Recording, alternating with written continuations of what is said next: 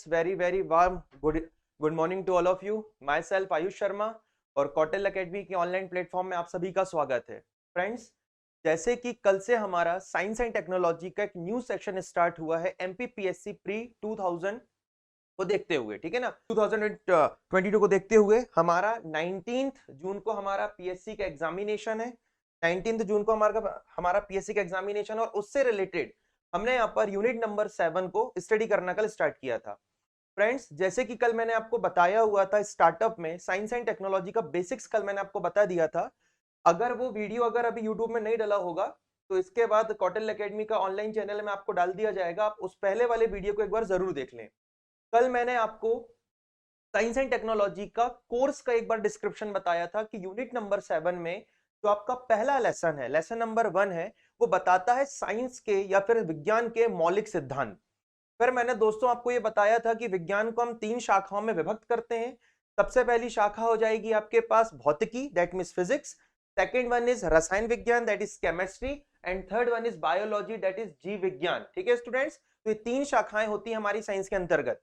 अब मैंने आपको ये बताया था कि अगर हम भौतिकी को उठाते हैं, फिजिक्स को उठाते हैं, तो हमको उसके सिद्धांतों के बारे में क्या करनी है, चर्चा करनी है, प्रिंसिपल्स के बारे में चर्चा करनी है। मेरा सभी से फिर से ये रिक्वेस्ट है कि आप लोग पेन कॉपी जरूर हाथ में लेके रखिए, क्योंकि जो हम यहाँ पढ़ेंगे स्लाइड्स के साथ साथ हम यहाँ पर खुद के पर्टिकुलर नोट्स भी हम क्या करेंगे, बनाएंगे। ओके फ्रेंड्स, चलिए चालू करते हैं दोस्त। तो हमने कल फिजिक्स में हमने सबसे पहले देखा था, फिजिक्स के बेसिक प्रिंसिपल हमने स्टार्ट किया था और मैंने सबसे पहले आपको ये बताया था कि फिजिक्स क्या होती है, भौतिकी क्या होती है। तो दोस्तों बताइए क्या होती है।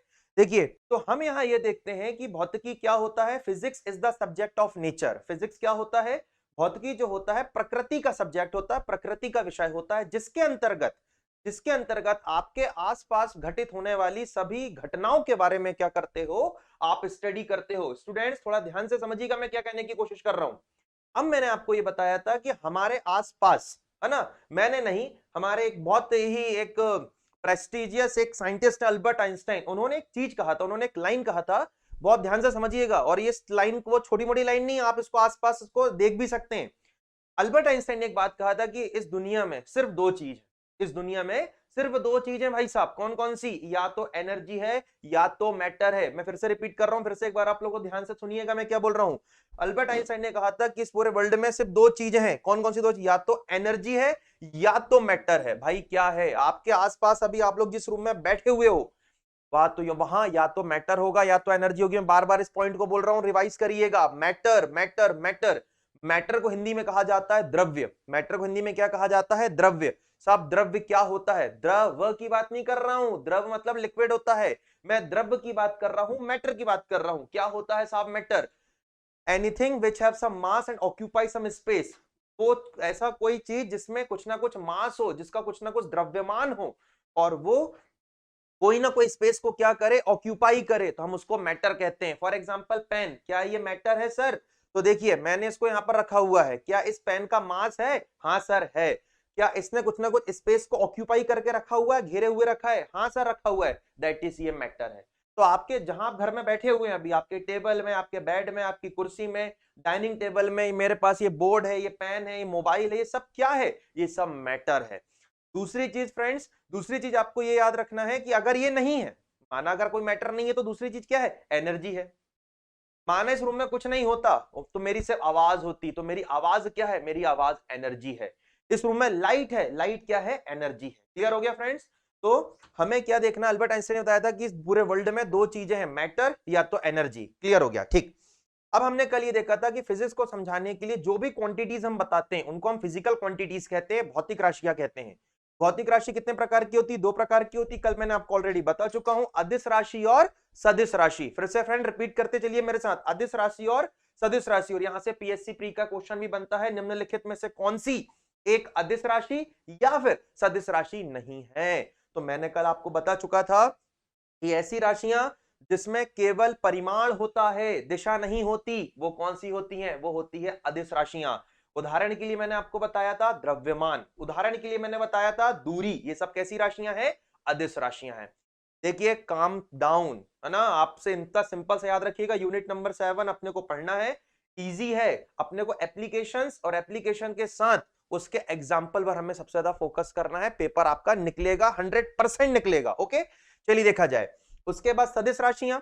सदिश राशियां क्या होती हैं? सदिश राशियां मतलब वेक्टर क्वांटिटीज जिसमें जिसमें आपका मैग्नीट्यूड के साथ साथ, परिमाण के साथ साथ क्या होता है? डायरेक्शन भी होता है। जैसे कि फोर्स हो गया, आपका एग्जांपल डिस्प्लेसमेंट हो गया, ये सभी कैसी क्वांटिटीज हो जाएंगी? ये सभी क्वांटिटीज हो जाएंगी आपकी वेक्टर क्वांटिटीज। कल हमने इतना पढ़ा था फ्रेंड्स। फिर हमने मोशन के बारे में पढ़ा हुआ था कि मोशन क्या होता है। A body said to be in motion if it covers if it changes its position with respect to time and surrounding. अगर कोई वस्तु समय के सापेक्ष या वातावरण के सापेक्ष अपनी स्थिति में परिवर्तन लेके आती है तो हम उससे वहां कहेंगे कि उस वस्तु ने गति किया हुआ है। हमने फिर देखा था मोशन कितने प्रकार के होते हैं। There are two types of motion, uniform motion and non uniform motion. दो प्रकार के मोशन होते हैं, यूनिफॉर्म मोशन और नॉन यूनिफॉर्म मोशन। मोशन किसके कारण होता है? फोर्स के कारण होता है। मोशन किसके कारण होता है? फोर्स। फोर्स क्या होता है? कल मैंने आपको बताया था, पुल और पुश ऑन अ बॉडी। पुल और push on a body is called a force. यहां तक हमने कल चर्चा कर ली थी। चलिए स्टूडेंट्स आगे बढ़ते हैं हम इसी क्रम में। यहां से देखना हमें, है ना। कल हमने देख लिया था, सबसे पहले हमने मोशन के बारे में देख लिया था। आज से हमें क्या देखना है? गति के नियम के बारे में देखना है। चलिए सबसे पहले क्या बोल रहा है? भौतिक विज्ञान के सिद्धांत, न्यूटन के गति के नियम। सबसे पहले हमें नियम, कौन सा नियम देखना है? न्यूटन के गति के नियम देखना है। क्या बोल रहा है? सर आइजैक न्यूटन ने सबसे पहले 1687 में अपनी पुस्तक प्रिंसिपिया में गति के नियमों को प्रतिपादित किया। इसीलिए इस वैज्ञानिक के सम्मान में गति के नियम को न्यूटन के नियम कहा जाता है। चलिए स्टूडेंट्स आपको क्या देखना है? आपको हर एक स्लाइड में कुछ कुछ इंपॉर्टेंट चीज देखनी है जो आपको बता सके कि यार आपको यहाँ पे क्या करना है, यहाँ से क्वेश्चन बन सकता है। एक चलिए देखा जाए। हमने क्या देखा? हमारे यहाँ पे दो क्वेश्चन बनते हैं। क्या, कौन कौन से दो क्वेश्चन बन रहे हैं? सर आइजैक न्यूटन ने सबसे पहले 1687 में अपनी बुक प्रिंसिपिया में गति के नियमों को प्रतिपादित किया। पहला क्वेश्चन ये बन सकता है कि गति के नियम किसके द्वारा दिए गए हैं? तो पहला आंसर आप लोग को याद हो गया है, गति के नियम किसके द्वारा दिया गया है? सर आइजैक न्यूटन के द्वारा गति के नियम दिए गए हैं। दूसरा क्वेश्चन बनेगा, सर आइजैक न्यूटन ने गति के नियम कि अपनी किस पुस्तक में बताया है? तो आपको ध्यान रखना है कि किस पुस्तक में गति के नियम बताए गए हैं। आपका उनकी बुक थी, उनकी बुक का नाम क्या था? प्रिंसिपिया। तो प्रिंसिपिया नामक बुक में उन्होंने क्या बताया है? गति के नियम बताया है। कितने गति के नियम बताया है? आप सभी ने बचपन से पढ़ते हुए आया है। फ्रेंड थोड़ी एनर्जी बरकरार रखिए, आप एक सिविल अधिकारी बनने वाले, आप पीएससी निकालने वाले, थोड़ी एनर्जी से भरपूर रहिए आप लोग, ठीक है? ठीक है, आपके जो भी डाउट्स हैं वो आप मुझे बताते जाइएगा, ठीक है? ठीक है, ओके, ठीक है। चलिए आगे देखते हैं अपन। इसके आगे देखते हैं अपन कि न्यूटन ने कितने नियम बताया है गति के? 3 नियम बताया है। First law, second law, third law. फिर से रिपीट कर रहा हूं, first law of motion, second law of motion, third law of motion. चलिए फर्स्ट लॉ ऑफ मोशन की बात करते हैं, ठीक है? सबसे पहले हम आते हैं गति के प्रथम नियम के बारे में। गति का प्रथम नियम, इसको अन्य किस नाम से जाना जाता है? जड़त्व का नियम। न्यूटन के गति के नियम को, पहले नियम को किस नाम से जाना जाता है? जड़त्व का नियम। क्या बोल रहा है? यदि कोई वस्तु विराम अवस्था में है तो वह तब तक विराम की अवस्था में ही रहेगी जब तक उस पर बाहरी बल लगाकर गतिशील नहीं किया जाएगा, और यदि कोई वस्तु गतिशील है तो उस पर बाहरी बल लगाकर ही विराम अवस्था में पहुंचाया जा सकता है। न्यूटन के प्रथम नियम को जड़त्व का नियम भी कहा जाता है। मेरी बात समझिएगा, इसमें दो चीजें कही गई हैं। इसमें इस स्लाइड में दो चीजें कही गई हैं, आपको इसी चीज को समझना है।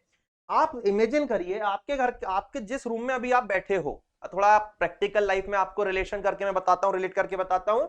आप अभी जिस रूम में बैठे हो वहां पर फैन चल रहा होगा, यकीनन चल रहा होगा। गर्मी का मौसम, सब चलेगा ही ना, कहना है ना, गर्मी में थोड़ा रहेंगे बिना पंखे के। तो आपके रूम में जो भी पंखा चल रहा है वो चल रहा है, अभी चलता रहेगा, चलता रहेगा, चलता रहेगा, चलता रहेगा साहब, चलता रहेगा। कब तक चलता रहेगा? जब तक आप उसके ऊपर भारी बल, मतलब बटन उसकी बंद ना कर दें।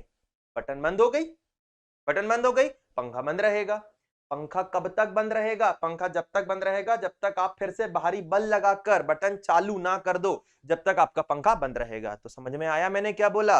अगर कोई वस्तु विराम अवस्था में है तो विराम अवस्था में ही रहेगी जब तक उसके ऊपर कोई बाहरी बल लगाकर उसको हम चालू ना कर दें।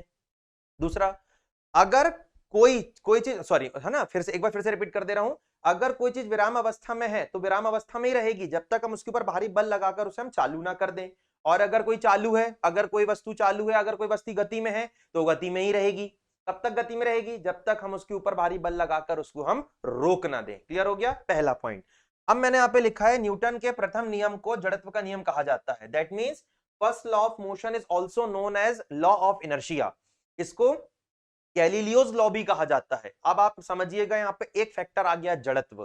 क्वेश्चन तो ये आ गया आपका, अब इसके बाद आपको क्या समझना पड़ेगा, इसके एग्जाम्पल बनेंगे ना क्वेश्चन में, तो आपके लिए यहाँ पर एक नया वर्ड आ गया है जिसको हम क्या कहेंगे, जड़त्व। ठीक है ना। अगर अपन देखें यहाँ पर अगर अपन बात करते हैं, किसकी बात करते हैं, जड़त्व की बात करते हैं। ठीक है ना। अगर यहाँ पे हम अगर किसकी बात करते हैं, जड़त्व की बात करते हैं, तो क्या होता है जड़त्व, जड़त्व को क्या बोलेंगे अपन, जड़त्व को हम यहाँ पर क्या बोल रहे हैं, इनर्शिया। क्या होता है इनर्शिया, देखिए बहुत सिंपल तरीके से समझा रहा हूं, हमें बहुत ज्यादा कठिन नहीं करना है इसे, हमें बहुत ज्यादा इसको टफ नहीं करना है। ठीक है ना। ठीक है, देखा जाए इनर्शिया की अपन बात देखते हैं कि इनर्शिया क्या होता है। तो इनर्शिया एक प्रॉपर्टी होती है। इनर्शिया क्या होती है बेटा, इनर्शिया एक प्रॉपर्टी होती है। वो प्रॉपर्टी होती है जो किसको रेजिस्ट करती है, जो परिवर्तन को रेजिस्ट करती है। मेरी बात फिर से ध्यान से समझिएगा, मैं आपको क्या बता रहा हूं। मैंने आपको बताया कि अगर कोई वस्तु विरामावस्था में है तो विराम अवस्था में ही रहेगी। तो भाई वो कौन सी ऐसी चीज है, वो कौन सी ऐसी प्रॉपर्टी है जो उसको विराम अवस्था में रहने के लिए मजबूर कर रही है, तो वो प्रॉपर्टी का नाम क्या है, इनर्शिया। अगर कोई वस्तु गतिशील है तो वो गतिशील अवस्था में ही रहना चाहती है, तो वो कौन सी ऐसी प्रॉपर्टी जो उसको गतिशील रहने में ही सहायक कर रही है, तो उस प्रॉपर्टी को हम क्या बोलते हैं, इनर्शिया। क्लियर हो गया, व्हाट इज इनर्शिया। इनर्शिया एक ऐसी प्रॉपर्टी है, इनर्शिया एक ऐसा गुण है जो किसी वस्तु को उसी अवस्था में रखने के लिए क्या करती है, प्रेरित करती है। तो अब ये अपने को जानना पड़ेगा कि इनर्शिया कितने टाइप्स का होता है, how many types of inertia are there. जड़त्व कितने प्रकार का होता है, 3 प्रकार का जड़त्व होता है। मेरी बात को ध्यान से समझिएगा, मैं क्या बोल रहा हूं, यहां से क्वेश्चन एक ना एक बनेगा। जड़त्व कितने प्रकार का होता है, जड़त्व 3 प्रकार का होता है। सबसे पहला होता है कौन सा, सबसे पहला कौन सा होता है, इनर्शिया एट रेस्ट, विराम अवस्था का जड़त्व। दूसरा कौन सा होता है, इनर्शिया एट मोशन, गतिशील अवस्था का जड़त्व। और तीसरा होता है इनर्शिया एट डायरेक्शन, मतलब दिशा का जड़त्व। अब मेरी बात ध्यान से समझना, मैं क्या कहना चाह रहा हूं। क्वेश्चन बनेगा साहब, यहां से क्वेश्चन क्या बनेगा, क्वेश्चन ये बनेगा कि अगर कोई कार है, अगर कार एकाएक चलना शुरू कर देती है, कार आपकी अगर क्या होती है, एकाएक चलना क्या कर देती है, शुरू कर देती है, प्रारंभ अगर कार चलना शुरू कर देती है, तो कार में बैठा हुआ व्यक्ति अपने आप को पीछा ढकेला हुआ है, पीछे आते हुए क्या करेगा, महसूस करेगा। पहला क्वेश्चन ये बनता है। दूसरा क्वेश्चन ये बनता है कि अगर कोई कार स्ट्रेट मोशन कर रही है, अगर कोई कार मोशन कर रही है, ब्रेक लगने पर, जैसे उस पर ब्रेक लगते हैं, व्यक्ति क्या होता है, आगे की ओर क्या हो जाता है, झुक जाता है। क्वेश्चन यहीं से तो बन जाएंगे कि बस में बैठा हुआ व्यक्ति, कार में बैठा हुआ व्यक्ति अचानक ब्रेक लगने पर आगे किसके कारण झुक जाता है, बताइए। न्यूटन का कौन सा नियम के कारण झुक जाता है, प्रथम नियम के कारण। या फिर अगर प्रथम नियम अगर ऑप्शन में नहीं आएगा तो फिर आप आंसर क्या लगाओगे, जड़त्व का नियम। और जड़त्व के नियम में भी कौन सा आ जाएगा, इनर्शिया एट मोशन। क्योंकि जब आपकी बॉडी, अगर आपकी कार है, कार में आप खड़े बैठे हो, कार में आप बैठे हो, तो कार में जो आपका जो लोअर पोर्शन है, आपकी बॉडी का जो लोअर पोर्शन है, वो तो कार के साथ कांटेक्ट में है। आपकी बॉडी का लोअर पोर्शन तो आपके साथ क्या है, कार के साथ कांटेक्ट में। कार ने चलना शुरू करी तो नीचे की बॉडी तो क्या करने लगी, चलने लगी। देखो मेरा पेन देखिएगा, कार ने चलना शुरू करी तो नीचे की बॉडी ने चलना शुरू कर दी। लेकिन अपर बॉडी कैसे, आपकी अपर बॉडी कैसे इंक्लाइन होती है, आपको नजर आएगी पीछे की ओर। फिर अगर आपकी गाड़ी चलते चलते रुक गई तो भाई नीचे वाली बॉडी तो रुक गई, लेकिन ऊपर वाली बॉडी कैसे समझ में आएगी कि ऊपर वाली बॉडी हमको आगे की ओर जाते हुए हमें नजर आएगी। आप चल रहे हो, आप कार में बैठे हो, पापा आपके बाजू में कार चला रहे हैं, स्ट्रेट रोड से जा रहे हो, पापा ने एकदम से टर्निंग ली है कार की, पापा जी ने क्या करे, एकदम से कार की टर्निंग ली है, आप क्या होते हो, झुक जाते हो। क्यों, क्योंकि आपका इनर्शिया ऑफ डायरेक्शन था स्ट्रेट, लेकिन जैसे ही आपने अपनी डायरेक्शन चेंज किया, जैसे ही आपने अपनी डायरेक्शन चेंज किया, इनर्शिया ऑफ डायरेक्शन लगा और उसने आपको क्या कर दिया, उस डायरेक्शन में क्या कर दिया, मोड़ दिया। क्लियर हो गया फ्रेंड्स। चलिए फटाफट इस बार इसको रिवाइज कर लेते हैं, 2 क्वेश्चन यहां से बनते हैं, देखते हैं। रुकी हुई गाड़ी के अचानक चलने पर, मैं इसी की बात कर रहा था, रुकी हुई गाड़ी के अचानक चलने पर उसमें बैठे यात्री पीछे की ओर झुक जाते हैं, किसके कारण, जड़त्व के कारण। पेड़ को हिलाने से उसके फल टूटकर नीचे गिर जाते हैं। ठीक है, ये भी काम का क्वेश्चन है आपके पास। क्या मैंने बोला आपको कि अगर आप क्या कर रहे हो, पेड़ को क्या कर रहे हो, हिला रहे हो, पेड़ को क्या कर रहे हो, शेक कर रहे हो, पेड़ को हिला रहे हो, तो आपने उसको मोशन में ला दिया, लेकिन जो उसके फल थे या उसकी जो पत्तियां थी वो अभी भी रेस्ट पोजीशन में रहना चाहती हैं, क्या हो जाएंगे, धीरे से गिर जाएंगे। कारपेट वाला क्वेश्चन भी यहां से आता है कि आपने कारपेट पकड़ा, घर में मम्मियां वगैरह करती हैं, मम्मी है ना, कारपेट पकड़ी, झाड़ू पकड़ी और दे मार के, तो क्या होता है, डस्ट पार्टिकल वहां से क्या होने लगते हैं, नीचे गिरने लगते हैं। तो वो भी क्वेश्चन यहां से आपका पीएससी में क्या हो सकता है, बन सकता है। एप्लीकेशन ध्यान दीजिएगा, मैं बार बार आपको यहां बोल रहा हूं। क्लियर हो गया। चलिए अब एक चीज मैं आपको और यहाँ बताना चाहूंगा, न्यूटन के फर्स्ट लॉ का एक क्वेश्चन और आता है, और न्यूटन के फर्स्ट लॉ का क्वेश्चन ये आता है कि न्यूटन के फर्स्ट लॉ का क्वेश्चन यहाँ पर ये आता है कि यहाँ पर ये जो आपका फर्स्ट लॉ है, ये जो आपका क्या है, फर्स्ट लॉ है, फर्स्ट लॉ फोर्स से रिलेटेड क्या बात करता है, फर्स्ट लॉ फोर्स से रिलेटेड क्या बात करता है। तो हमेशा याद रखिएगा स्टूडेंट्स की फर्स्ट लॉ हमेशा फोर्स की डेफिनेशन बताता है। क्वेश्चन आता है कि बल की परिभाषा निम्नलिखित में से न्यूटन का कौन सा नियम बल की परिभाषा देता है, प्रथम नियम। अब आप बोलोगे भाई क्यों कंफ्यूज कर रहे हो सर, कल ही आपने बताया था कि पुल और push on a body is called a force, कि किसी भी वस्तु को ढकेलना या धक्का खींचना या ढकेलना बल है। भाई वो है, लेकिन एक्चुअल परिभाषा जो आती है वो कहां से आती है, न्यूटन के प्रथम नियम से आती है। कैसे आती है, what is the definition of force. Force वह बाहरी कारक है, फोर्स वह बाहरी कारक है जिसके कारण वस्तु की स्थिति में परिवर्तन होता है। रखिए, कुछ हो रहा है, नहीं हो रहा ना, हुआ किसके कारण हुआ, ये फोर्स के कारण हुआ। तो फोर्स ये वह एक्सटर्नल, ये वह बाहरी कारक है जिसके कारण किसी वस्तु में क्या हो सकता है, किसी वस्तु की स्थिति में परिवर्तन हो सकता है। सामने से एक व्यक्ति आ रहा है, एक बच्चा आ रहा है, घरों में होता है, बच्चा साइकिल चलाती हुआ आ रहा है, भैया भैया भैया भैया भैया, आपने एकदम से फोर्स लगा दिए। क्या वो रुकना चाह रहा था, वो तो चलना चाह रहा था, आपने बाहरी कारक लगा के उसको रोक दिए। क्या है, फोर्स है। बॉलर ने बॉल फेंका, बॉलर बॉल फेंक रहा है स्टंप की ओर, आप जबरदस्ती बैट से उसको मार रहे हो, डायरेक्शन चेंज कर दिया, स्थिति परिवर्तन कर दिया। किसने किया, बाहरी कारक। कौन है, फोर्स। क्लियर हो गया। तो force is that external factor by which हम ये कह सकते हैं कि उसकी स्थिति में क्या हो जाएगा, परिवर्तन हो जाएगा। क्लियर हो गया। चलिए फर्स्ट लॉ आपका कंप्लीट होता है। चलिए नेक्स्ट आते हैं हम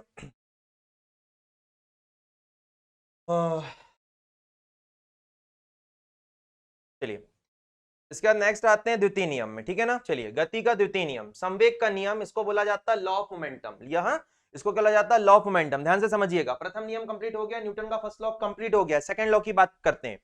वस्तु के संवेग में परिवर्तन की दर उस पर लगाए गए बल के अनुक्रमानुपाती डायरेक्टली प्रोपोर्शनल होती है, तथा संवेग परिवर्तन आरोपित बल की दिशा में ही होता है। ठीक है, उदाहरण के लिए ये क्वेश्चन काम का है। क्रिकेट खिलाड़ी तेजी से आती हुई गेंद को कैच करते समय अपने हाथों को गेंद के वेग को कम करने के लिए पीछे की ओर खींच लेता है ताकि उसको चोट ना लगे। ठीक है, चलिए इसको मैं आपको समझाता हूं थोड़ा सा, जिसको ध्यान से समझिएगा।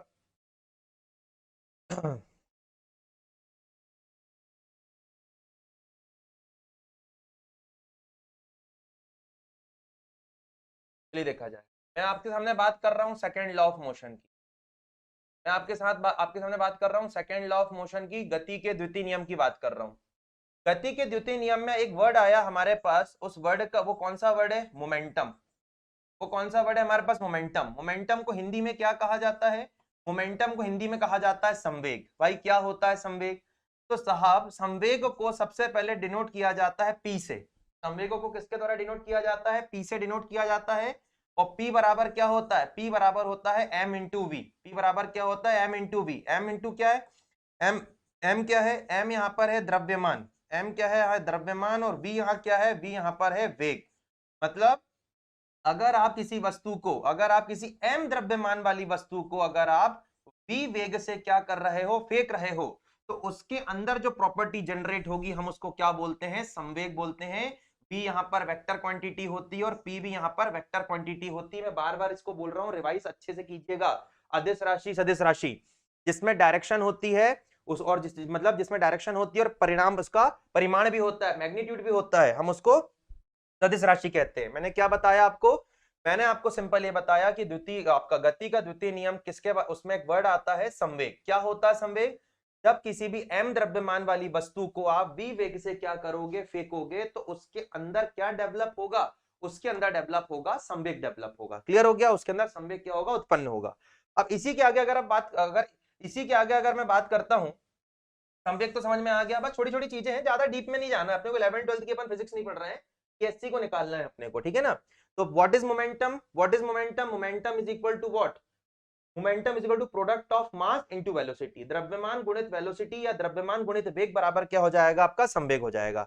अब भाई साहब क्या बोल रहा है, इसको अपन F is equal to m into A बोला जाता है, ठीक है ना। चलिए देखते हैं कैसे समझना।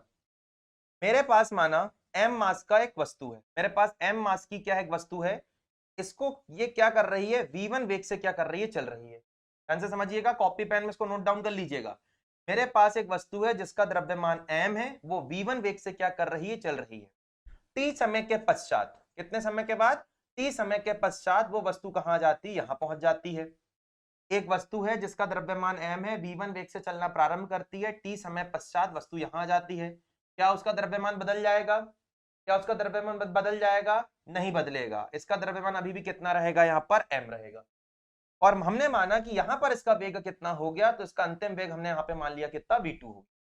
प्रारंभिक वेग हमने यहाँ पे मान लिया था v1, अंतिम वेग हमने यहाँ पे मान लिया कितना, v2, initial velocity and final velocity.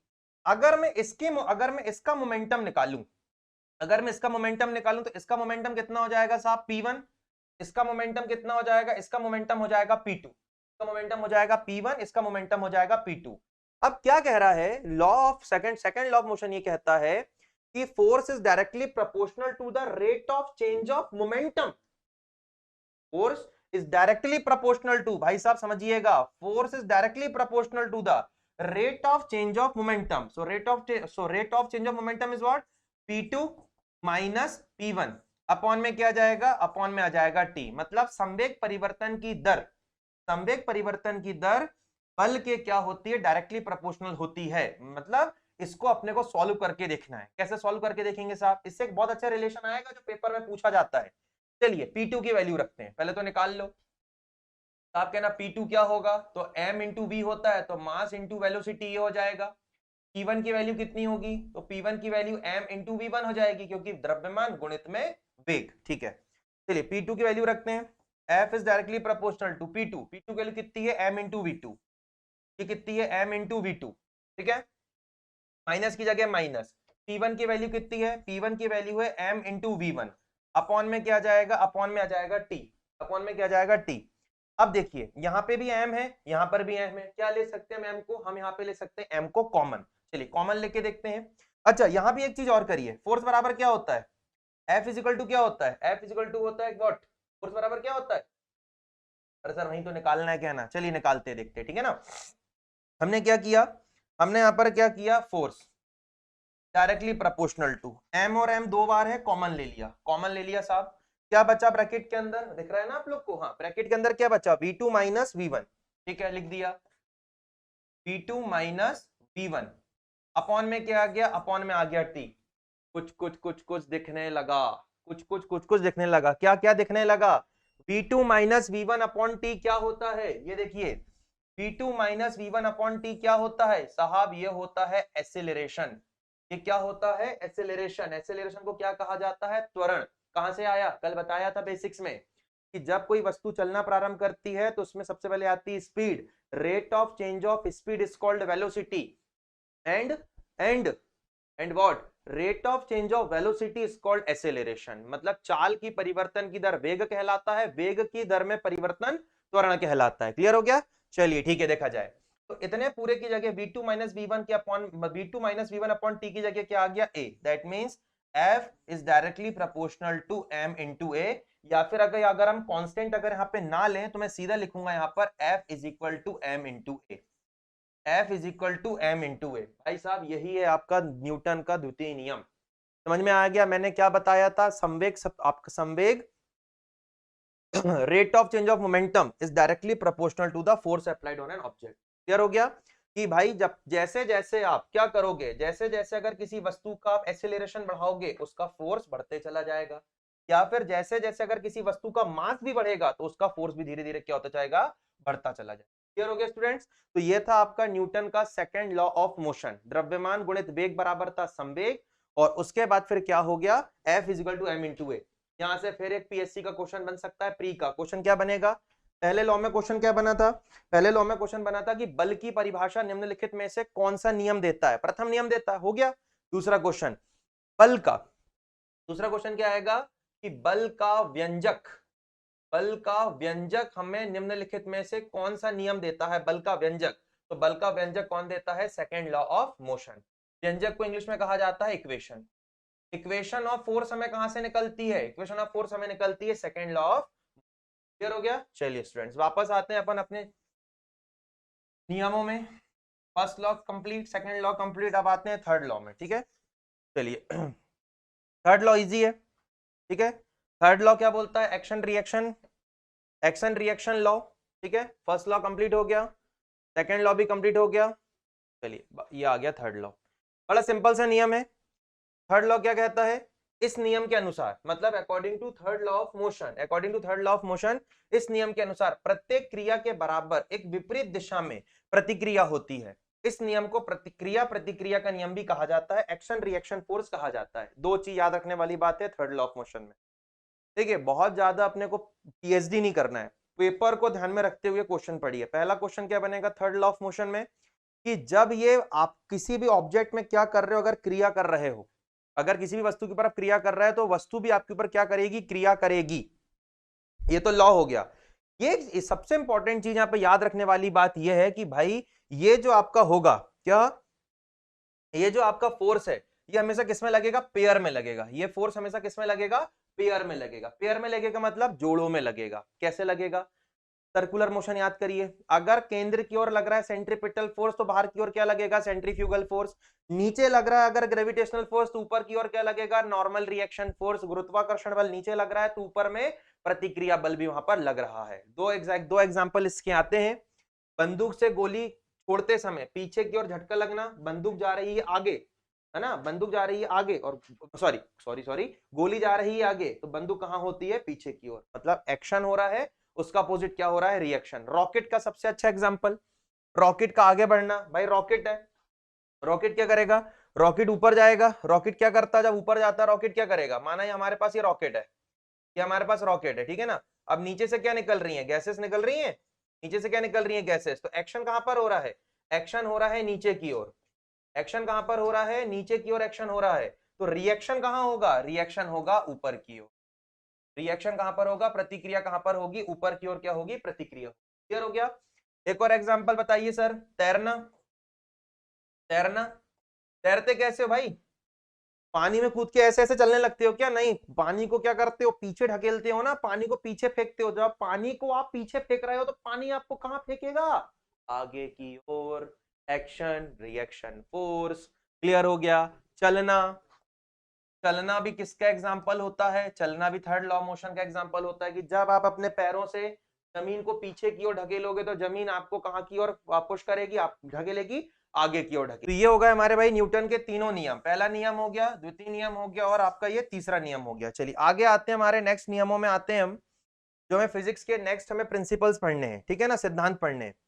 चलिए अगला सिद्धांत हमारे पास आता है हुक्स का सिद्धांत या हुक्स का नियम। अगला नियम जो हमारे पास आता है, कौन सा नियम आता है? हुक्स का सिद्धांत आता है, हुक्स का नियम आता है। देखिए मैं आपको फिर से बेसिकली बता रहा हूं, मैटर, तीन कैटेगरी होती है मैटर की, solid liquid gas. Solid liquid gas में तीनों में क्या अंतर होता है? सॉलिड के जो पार्टिकल्स रहते हैं बहुत ज्यादा क्या होते हैं? डेंस होते हैं। लिक्विड के पार्टिकल्स थोड़े लूज होते हैं, थोड़े लूज होते हैं, और गैस के पार्टिकल बिल्कुल लूज होते हैं। उनके बीच में इंटर एटॉमिक स्पेस क्या होता है? सबसे ज्यादा होता है। सबसे ज्यादा कंप्रेसिबल अगर होते हैं तो वो होते हैं गैसियस एटम। ठीक है, चलिए यहां पर मैं बात कर रहा हूं किसके बारे में? हुक्स के नियम की। हुक्स का नियम फिजिक्स के कुछ ऐसे टॉपिक्स हैं, कुछ ऐसी प्रॉपर्टीज हैं जिनसे रिलेटेड करता है हमें। ये सब सिद्धांत होने के बाद, ये जब पूरे प्रिंसिपल हो जाएंगे तो मैं आपको जनरल साइंस के कुछ कुछ टॉपिक अलग से पढ़ाऊंगा। जैसे प्रत्यास्था क्या होता है ना, प्रत्यास्था, इलास्टिसिटी क्या होता है, बायंसी क्या होती है। अभी तो अपन पहले सिलेबस के अकॉर्डिंग चल रहे हैं कि भाई ये तो आना ही आना है। उसके बाद फिर अपन बाकी के क्वेश्चंस के तहत, अपन क्वेश्चंस के थ्रू बाकी टॉपिक को क्या कर लेंगे? कवर कर लेंगे। किसी प्रत्यास्थ वस्तु की लंबाई में परिवर्तन उस पर आरोपित बल के समानुपाती होता है। इसका इसका नियम का आधुनिक रूप यह है कि प्रतिबल विकृति के समानुपाती होता है। ठीक है, एक आपके सामने एक डायग्राम लिखा हुआ, एक आपके सामने एक डायग्राम बना हुआ है। ये जो टर्मिनोलॉजी है ना, हमको एक्चुअल में फिजिक्स समझना है कि दिया क्या है। किसी वस्तु की लंबाई में परिवर्तन, हाँ हाँ हाँ, लंबाई में परिवर्तन, उस पर आरोपित बल, डिंग डिंग डिंग, ठीक, उस पर आरोपित बल के समानुपाती होता है। भैया कहने की बात यह बोल रहा है, दो शब्द यहां पर बोल रहा है। थोड़ा ना, थोड़ा सा ना, थोड़ा आप कॉपी पेन निकाल के रखा करो, मैं बार बार ये चीज बोल रहा हूं। दो चीज समझिए, पहला शब्द होता है स्ट्रेस, आपको भी बहुत होता है। दूसरा वर्ड होता है स्ट्रेन। क्लियर हो गया? अब साहब बोले स्ट्रेस क्या है? स्ट्रेस एक बल है। स्ट्रेस क्या है? बल है। फिर दूसरा क्वेश्चन, सर जब स्ट्रेस बल है या जब स्ट्रेस फोर्स है तो अपन ने फोर्स क्यों नहीं लिया, हमने स्ट्रेस वर्ड का क्यों यूज किया? भाई आपका कहना सही है, लेकिन स्ट्रेस और फोर्स में एक अंतर है। अभी आप लोग को स्ट्रेस हो रहा है, कहां हो रहा है स्ट्रेस? कहां हो रहा है स्ट्रेस? स्ट्रेस हो रहा है यहां, यहां हो रहा है स्ट्रेस, ये स्ट्रेस हो रहा है। तो फोर्स तो लग रहा है, आपकी बॉडी में फोर्स तो लग रहा है, बाहरी फोर्स लग रहा है, लेकिन पर्टिकुलर एरिया में लग रहा है, पर्टिकुलर एरिया में लग रहा है। तो force upon area, what is called? Force upon area is called stress. तो मैं क्या बोल रहा हूं कि जैसे जैसे आप क्या करोगे, जैसे जैसे आप क्या करोगे, यहां पर स्ट्रेस की मात्रा बढ़ाओगे, यहां पर क्या होगा, स्ट्रेन की मात्रा क्या होती जाएगी, बढ़ती चली जाएगी। उसको अपन कहेंगे जैसे जैसे आप प्रतिबल लगाओगे, जैसे जैसे क्या करा, जैसे जैसे आप क्या लगाओगे, प्रतिबल लगाओगे, प्रतिबल स्ट्रेस लगाओगे, वैसे वैसे उसमें क्या होने लगेगी, विकृति होने लगेगी। आपका घर के उसको समझाने के लिए मैं कैसे समझाऊं आपको, घर में बॉटल होती, खाली वाली बॉटल, खाली बॉटल होती ना पानी पीने वाली बिस्लेरी वगैरह की, आपने उसको दबाया, हल्का दबाया, हल्की मुड़ी, और दबाया और मुड़ी, और दबाया, मुड़ ही गई। मतलब जितना ज्यादा उसके ऊपर स्ट्रेस लगाओगे, उसके स्थिति में, उसकी पोजीशन में, इसके उसमें उसका जो शेप है उसमें उतनी ज्यादा विकृति आपको देखने के लिए मिलेगी। बस यही हुक्स का नियम। आप क्वेश्चन क्या बनेगा, क्वेश्चन बनेगा, क्वेश्चन क्वेश्चन बन सकता है, क्वेश्चन क्या बन सकता है देखा जाए, क्वेश्चन क्या बन सकता है, एक सेकेंड एक सेकेंड, क्वेश्चन क्या बन सकता है यहां से देखा जाए। क्वेश्चन पूछ लिया,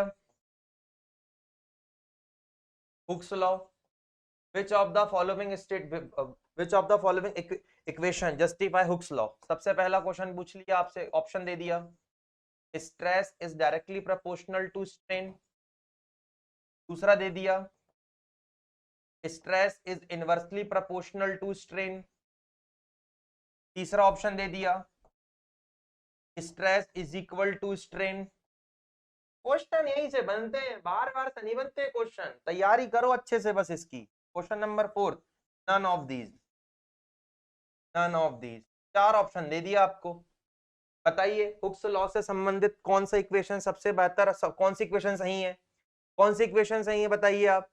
ये है क्या, मतलब ये वाली सेकंड इक्वेशन क्या बोल रहा है कि जैसे जैसे आप किसी व्यक्ति किसी वस्तु पर क्या लगाओगे, बल लगाओगे, स्ट्रेन नहीं होगा, गलत है। स्ट्रेस बराबर स्ट्रेन नहीं, नन ऑफ दिस नहीं, हमने ये पढ़ा हुआ है। Stress is directly proportional to strain, मतलब जैसे जैसे आप किसी वस्तु पर प्रतिबल लगाते जाओगे, जैसे जैसे किसी वस्तु के ऊपर प्रतिबल लगाते जाओगे, उसमें विकृति, विकृति मतलब क्या होता है भाई, विकृति मतलब होता है उसमें चेंज, उसमें चेंज क्या होने लगेगा, आते रहेगा। क्लियर हो गया? तो ये दूसरा सिद्धांत था आपके पास, फर्स्ट लॉ ऑफ मोशन के बाद दूसरा सिद्धांत कौन सा था, हुक्स का नियम। फिर से बता दे रहा हूं, हुक्स का नियम क्या है, stress is directly proportional to strain, जैसे जैसे प्रतिबल लगाओगे उसमें विकृति और होती जाएगी। क्लियर हो गया? ये हो गया आपका द्वितीय नियम। चलिए नेक्स्ट लॉ में आते हैं, हमारा नेक्स्ट सिद्धांत जो है जिसको हम बोलते हैं लॉ ऑफ ग्रेविटेशन। हम उसे क्या बोलते हैं, law of gravitation. Law of gravitation, law of gravitation मतलब गुरुत्वाकर्षण का सिद्धांत, गुरुत्वाकर्षण का सिद्धांत। उसके पहले मैं आपको दो चीज पहले मैं बता दूं, ठीक है, क्योंकि बहुत सारे लोगों के मन में कंफ्यूजन रहता है ग्रेविटेशन को लेकर। जैसे गुरुत्वाकर्षण बल बोलते हैं, जैसे गुरुत्वाकर्षण बल बोलते हैं, सबसे पहला दिमाग चला जाता है उनका किसमें, पृथ्वी की ओर। भाई नहीं है, समझ लो। सबसे पहला मेरे पास वर्ड आया है ग्रेविटेशन, ग्रेविटेशन, गुरुत्वाकर्षण बल, गुरुत्वाकर्षण बल, पहला वर्ड हो गया गुरुत्वाकर्षण बल या ग्रेविटेशन फोर्स। दूसरा हो गया ग्रेविटी, को बोला जाता है गुरुत्व, से बोला जाता है गुरुत्व। और तीसरी चीज जो होगा ये हमारे पास गुरुत्वीय त्वरण, गुरुत्वीय त्वरण को हम बोलते हैं acceleration due to gravity, acceleration due to gravity. तीन शब्द हैं आपके पास, तीनों में डिफरेंस है, थोड़ा समझने की कोशिश कीजिएगा।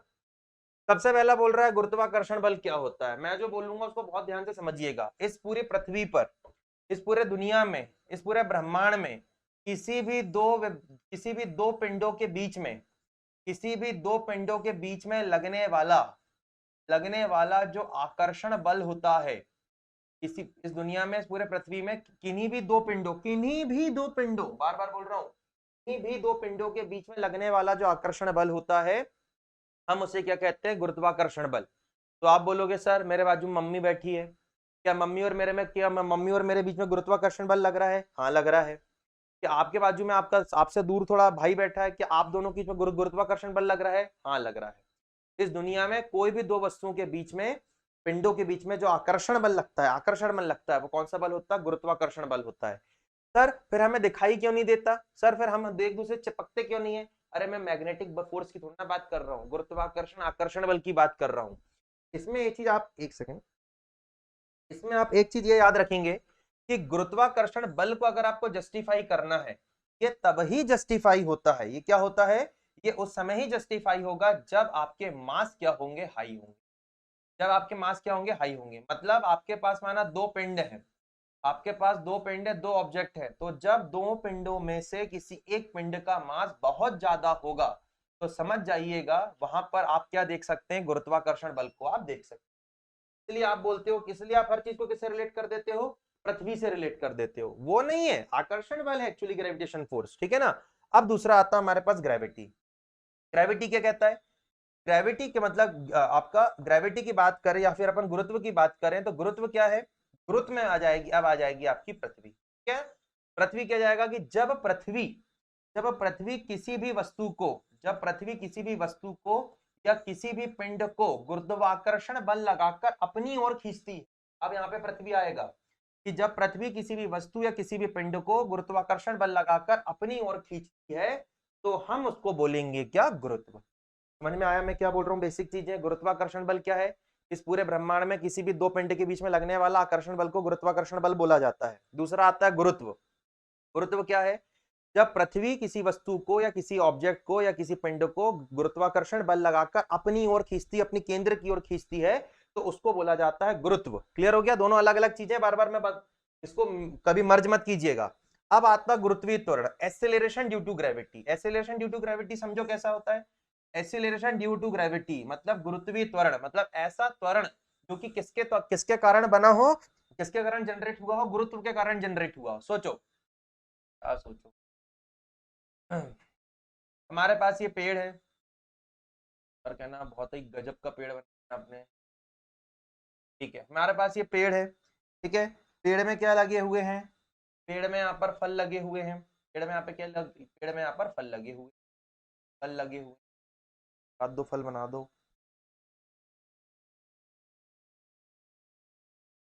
ठीक है। हमारे पास ये फल लगे, ठीक है। आप समझना, फल गिरा, क्या हुआ? फल गिरा। ये हमारे पास अर्थ है, ये हमारे पास क्या है? ये पृथ्वी है। पृथ्वी ने इस सेब को अपनी तरफ क्या किया? खींचा। कौन सा बल लगाकर? गुरुत्वाकर्षण बल लगाकर। लेकिन लग कौन सा? ये प्रोसेस कौन, ये पूरी प्रोसेस किसके अंतर्गत आ जाएगी? गुरुत्व के अंतर्गत। गुरुत्व तो है क्योंकि ये पूरी प्रोसेस को बोलेंगे गुरुत्व, लेकिन पृथ्वी इसके ऊपर कौन सा बल लगा रही है? नीचे की ओर गुरुत्वाकर्षण बल मतलब आकर्षण बल। चलिए ठीक है, अब क्या हुआ? ये वस्तु गिरी, वस्तु गिरी यहां तक आ गई, ठीक है।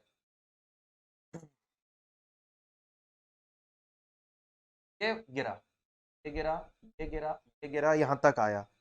जैसे ही यहां तक आया ये सेब नीचे नीचे नीचे नीचे गिरा। यहाँ पे इसकी पर्टिकुलर कुछ ना कुछ क्या रही होगी? चाल, मतलब यहाँ पे इसकी कुछ ना कुछ स्पीड, स्पीड, स्पीड नीचे, क्योंकि एक ही डायरेक्शन में आ रही है। जब आपकी स्पीड एक ही डायरेक्शन में नीचे आती है, एक ही डायरेक्शन में चलती है, तो हम उसको क्या बोल देते हैं? वेलोसिटी। हम उसे क्या बोल देते हैं? वेलोसिटी। मतलब rate of change of speed is called velocity. और यही वेलोसिटी फिर ये भी सेम डायरेक्शन में ही आ रही है, दैट मींस इसकी स्पीड क्या होगी? और बढ़ेगी, इसकी वेलोसिटी और बढ़ेगी। That means rate of change of velocity किसमें कन्वर्ट हो जाएगा? ये कन्वर्ट हो जाएगा किसमें? एक्सेलरेशन। किसमें कन्वर्ट हो जाएगा? एक्सेलरेशन में। अब ये जो एक्सेलरेशन आया है ये किसके कारण आया है भाई साहब? ये आया है ग्रेविटी के कारण। एक्सेलरेशन के कारण आया है ग्रेविटी, आपके ग्रेविटी के कारण। इसलिए हम इसको क्या बोल देते हैं? Acceleration due to gravity. इसलिए इसे हम क्या बोल देते हैं? Acceleration due to gravity. इसको किसके द्वारा डिनोट किया जाता है? स्मॉल जी के द्वारा डिनोट किया जाता है। क्वेश्चन ध्यान समझिएगा, ये छोटी छोटी चीजें हैं पेपर में कंफ्यूज कर देती हैं। एक्सीलरेशन ड्यू टू ग्रेविटी को किसके द्वारा डिनोट किया जाता है? स्मॉल जी के द्वारा क्या किया जाता है? डिनोट किया जाता है। क्लियर हो गया? तो तीनों चीज समझ में आ गई, गुरुत्वाकर्षण बल, गुरुत्व और गुरुत्वीय त्वरण। चलिए आगे देखते हैं अपन इसमें। इसके बाद ग्रेविटेशन लेसन में और क्या सिद्धांत पूछा जा सकता है? साहब हमसे पूछा जाता है यूनिवर्सल लॉ ऑफ ग्रेविटेशन। क्या पूछा जाता है? Universal law of gravitation. चलिए आते हैं यूनिवर्सल लॉ ऑफ ग्रेविटेशन में। हमारा पास अगला है universal law of gravitation. Universal law of gravitation, एक पिंड है, ठीक है, तो ले लिया हमने m1, दूसरा पिंड है ले लिया m2, इसके बीच की डिस्टेंस कितनी हो गई r, इसके बीच की डिस्टेंस कितनी हो गई r। क्या बोल रहा है universal law of gravitation? Universal law of gravitation ये बोलता है कि force is directly proportional to the product of their masses. जैसा जैसा आप मास को बढ़ाओगे वैसे वैसे आपका बल भी क्या होते चल जाएगा? बढ़ता चला जाएगा। सही बात है ना भाई? दो व्यक्ति उनका जैसे जैसे मास बढ़ा रहे हो तो उनके बीच में बल क्या हो जाएगा? बढ़ते चला जाएगा। Second equation number 1, force is inversely proportional to 1 upon r square. Force is inversely proportional to 1 upon r square. Equation number 2, जब आप दो पिंड की बीच की दूरी, जब आप दो पिंड की बीच की दूरी को बढ़ा दोगे बल कम हो जाएगा। आज आप मुझसे ऑनलाइन पढ़ रहे हो, दूरी ज्यादा है, हल्का बल कम हो सकता है, लेकिन अगर आप क्लास के सामने बैठ के पढ़ते, अगर हम दूरी कम कर देते तो बल क्या हो जाता? बल वहां पर बढ़ जाता। ठीक है, चलिए दोनों इक्वेशन को मर्ज करते हैं। F is directly proportional to m1 into m2 upon में क्या हो जाएगा? Are square. प्रोपोर्शनल का साइन हटता क्या आता है? एक नियतांक आ जाएगा, कांस्टेंट जाएगा g, m1 into m2 upon में क्या आ जाएगा? Are square. तो ये जो आपके पास इक्वेशन आई है F is equal to G m1 into m2 upon r square, ये यहाँ जो g है, ये जो कैपिटल G यहाँ पर आया है, कैपिटल G, इसको बोला जाता है यूनिवर्सल ग्रेविटेशनल कांस्टेंट। क्या बोला जाता है? Universal gravitational constant. क्लियर हो गया? जी की वैल्यू क्या आती है? जी को क्या बोला जाता है? Universal gravitational constant. इसकी वैल्यू कितनी होती है? इसकी वैल्यू होती है 6.67। ये भी काम का क्वेश्चन है। 6.67 इंटू 10 टू दी पावर कितना होता है बताइए? तो 6.67 multiplied by 10 to the power कितना होता है बताइए? 10 टू दी पावर -11। वैल्यू याद रखिएगा, है ना? 6.67 into 10 to the power -11 newton metre square. Unit बहुत इंपॉर्टेंट है कैपिटल जी की, न्यूटन मीटर स्क्वायर पर केजी स्क्वायर। कितनी? न्यूटन मीटर स्क्वायर पर केजी स्क्वायर। ये यूनिट याद नहीं होती है। अच्छा, यूनिट निकालने का तरीका भी मैं आपको बता दे रहा हूं, ठीक है? समझना, आपको जी की वैल्यू चाहिए, आपको जी की यूनिट चाहिए, तो क्या करोगे? क्रॉस मल्टीप्लीकेशन कर दो। जी को इधर ट्रांसफर कर दो, एफ को इधर ट्रांसफर कर दो, तो जी बराबर क्या हो जाएगा? जी बराबर हो जाएगा एफ मल्टीप्लाइड बाय क्या हो जाएगा? Are square. F multiplied by R square हो जाएगा। इसके नीचे कुछ नहीं, मतलब 1 G multiplied by 1 G, F multiplied by R square कितना हो जाएगा? F multiplied by R square, और नीचे क्या जाएगा? m1 into m2।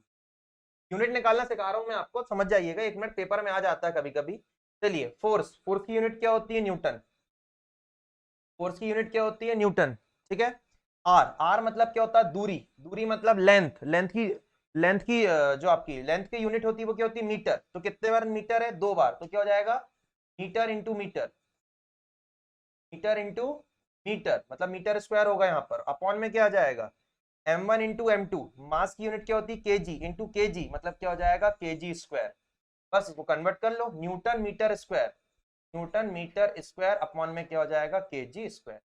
इसको ऐसा भी लिख सकते हो, newton metre square kg inverse square, जैसा आप लिखना चाहो वहां लिख सकते हो। क्लियर हो गया? तो ये था आपके पास न्यूटन का universal law of gravitation. Clear हो गया? ये आपको ध्यान रखना है जी, ठीक है? ये आपको बहुत इंपॉर्टेंट हो जाएगा जी के। यहाँ पे 2 चीजें बनेंगी, की वैल्यू, ये इंपॉर्टेंट है, ठीक है? यहाँ पे क्वेश्चन बन सकता है, स्मॉल जी की वैल्यू, आपका कैपिटल जी का वैल्यू पूछ सकता है आपसे, कैपिटल जी का ऐसा यूनिट भी पूछ सकता है, कैपिटल जी की ऐसा यूनिट भी पूछ सकता है, और ये पूछ सकता है इसकी इक्वेशन की यूनिवर्सल लॉ ऑफ ग्रेविटेशन में निम्नलिखित में से कौन सी इक्वेशन क्या है? सही है। तो ये आपको क्या करना, आपको याद रहना चाहिए। क्लियर हो गया? चलिए ठीक है। कौन कौन से हमारे सिद्धांत हो गए एक बार फिर से चर्चा कर लेते हैं, इसके बाद फिर अपन कल देखेंगे। कल फिजिक्स के पूरे सिद्धांत खत्म हो जाएंगे, फिजिक्स के पूरे सिद्धांत, ठीक है ना। कल फिर अपन केमिस्ट्री के स्टार्ट करेंगे, केमिस्ट्री के भी कल ही खत्म हो जाएंगे, ज्यादा नहीं है, चार्ल्स लॉ, बॉयल्स लॉ वगैरह है। चलिए देखिए, सबसे पहले हमने क्या देखा था